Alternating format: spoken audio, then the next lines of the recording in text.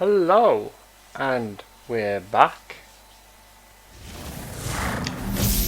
The thumbnail tells you this is another Friday the 13th video. Back from the past.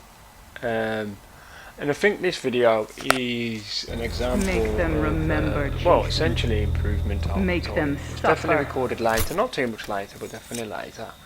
And this is what you really should be doing with all games, really, looking at why you failed, why you didn't do so well, and what you can do better. So, right off the bat, the first thing is early kill. You won't, there's no way you can always guarantee this, but she's like right here. And she could have tried to shoot me, but she didn't, or doesn't, and due to that, because she's so preoccupied with escape, gives me the time for the grab. So that's a tremendous start. Tremendous start, because you've only just got sense. First kill before you've even got sense. That rarely happens, but if it does, nice. So we go outside, and it can always be a bit awkward, but obviously I've morphed here because this is where the fuse box is. This is still at a time when you could spam your fuse box traps, spam your traps. So I think I'll do that a little bit here. I think I'll put down at least 2.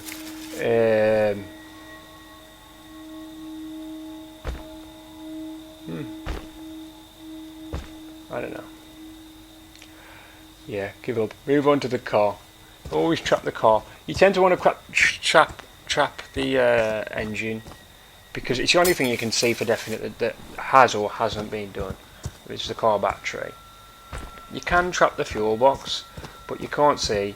There's no way for Jason to know whether they've already filled it up, so it's not so ideal to trap the fuel. You can trap by the car door. So here's the thing, and I say this as a survivor: for the first 30 seconds of a game, don't actually lock the door when you enter your first cabin. And the only reason for that is because right there, I can't be sure anybody's in there. I've got sense, but I didn't use it. But the fact of the matter is that big giant padlock on the front of the door, at the very least, at the beginning of the game, before he's got sense, that's an indication that for a Jason player that someone's likely in there at the very beginning of the game anyway, if not later on. So for the first 30 seconds you don't want to actually be locking the door, not until you hear the cat. So we have a bit of a run around here. I'll miss with that blade, but we have a little run around this house. And the thing is, I don't get many actual really long chases in this particular game, which is cool. Now he tries to be smart and he wants to run me around this sofa part here, but I'll explain what I do in a bit. Well, I know what I'm going to do, but I'll explain how I do it. And that's just to get him a bit paranoid. That knife toss right there. What you need to know with the aiming in this is the crosshairs for your knife will always be in the centre of the screen. The actual reticle doesn't move. It's always in the middle of the screen. So if you can remember that, and then just kind of eye them up to the centre of your screen, you don't actually always have to aim. Quite often you'll just get away with a quick tap and an instant throw, as long as they're right dead centre in your screen. So we get a knife, neck, for the trouble of trying to grab her. And she's left behind some nice fireworks, but I wasn't in place to be stunned by them. So we'll open this door and follow her down the road.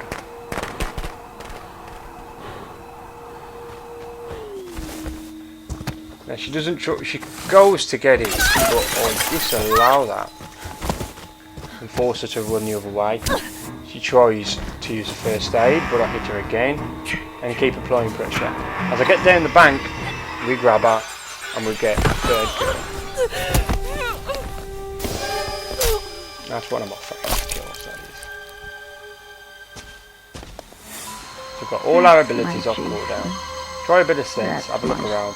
Whenever you use sense, if you notice, whenever you use sense, use it short, because the bar will go down gradually, and you can get it to return and therefore be more useful more frequently by not using all of it.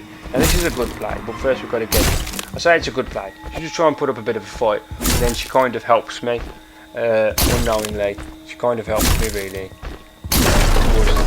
So first we try and come in with a grab, and we walk right into one of their traps. But that's okay, kick ourselves out.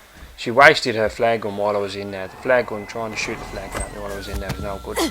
But I shift through the building, and the reason I can get this kill is because she's actually took the time to unbar the door.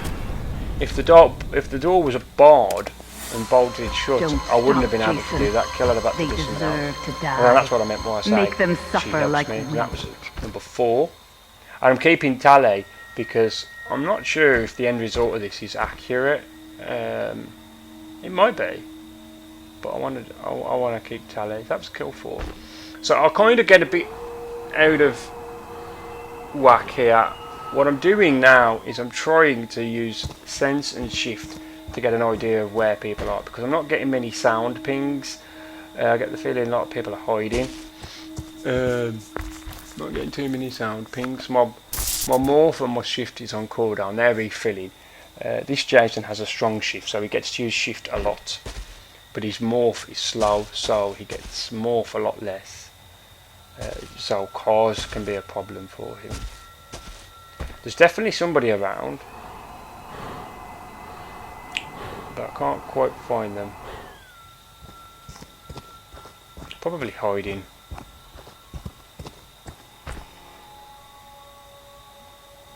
I don't have rage yet, so that won't indicate if someone's hiding. But we do know that someone's done this car. Now I decide to trap the area for the fuel cap. Again, that's one thing that I probably wouldn't do these days.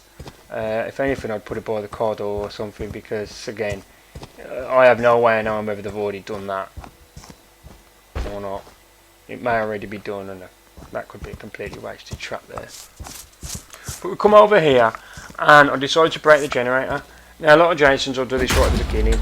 I personally wait towards late game, because number one, if it's dark everywhere, well then it can be just as hard for you to see as them, especially when you're in the buildings. Sometimes you want the buildings lit up.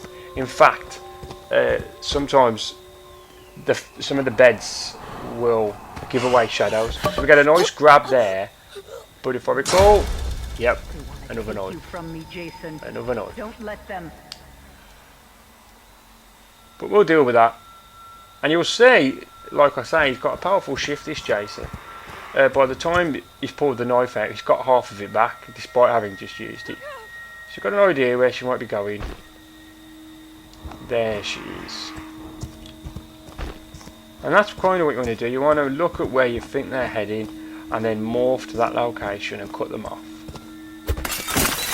So we'll break a few windows on the way around, because why not? If it gives her less opportunity to get out. I think she does get out, but I don't know how good it does her. I believe the count is 5 up to yet. And another grab. So knife now.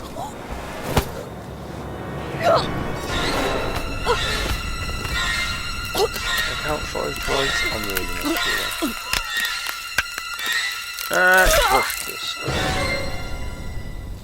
And we're coming up towards the end of the video now. I'm pretty sure now. They deserve to die, Jason. I'm going to try and be quiet during the end of this. What I meant to do there was mention Stalk.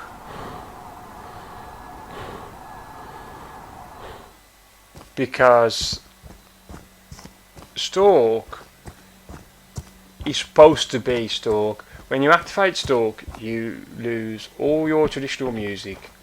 You put out no footsteps, and it's the idea is you get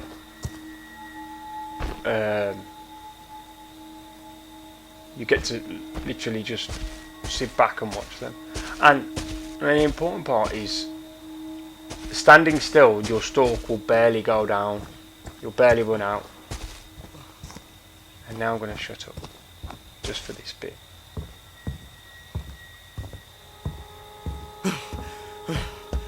Oh my God! I only my shut up there because I Jason. love the That's sound. my special, Um, special boy. yeah, 5 or 6. I don't know. Whether that's accurate. I think it was 6 or 7 kills there. My I sweet, lost count. sweet Damn. Jason. In any case, there you have a better matchup of one where I was far more dominant. I was on a good track with my shift grabs, and it was a good game. It was a good game. We'll talk about Stalk again. Anyway, thank you for listening, and take care.